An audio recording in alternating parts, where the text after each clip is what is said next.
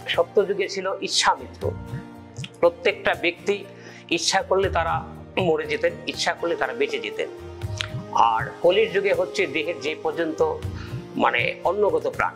তেতার যুগে হয়েছেন কি, তেতার যুগে দেহের যে পর্যন্ত আমাদের হাড় থাকবে সেই পর্যন্তই হচ্ছে আমাদের পৃথিবীর আয়ু।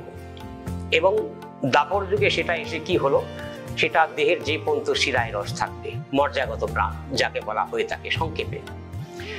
যে পর্যন্ত দেহের রস থাকবে সেই পর্যন্ত তার আয়ু থাকবে। আর কলিতে হচ্ছে অন্নগত প্রাণ, আমরা খেলে বাঁচবো, না খেলে মরে যাব। এবার এই মৃত্যুময় জগৎ সংসারে তাই তন্ত্রের একটি বিধান দেওয়া হয়েছে। এবং শিবপুরাণের যেটি তথ্য পাওয়া যায়, ভগবান শিবের একটি পরিপূর্ণতা রুদ্র অবতারের উল্লেখ আছে, যেটা তন্ত্রপুরাণে পাওয়া যায়। এবং বেদেও ভগবান শিবের কথা উল্লেখিত আছে, যেখান থেকে তন্ত্রের সৃষ্টি, তন্ত্র সৃষ্টি হয়েছে এবং মন্ত্র সৃষ্টি হয়েছে ভগবান শঙ্করের কাছ থেকে।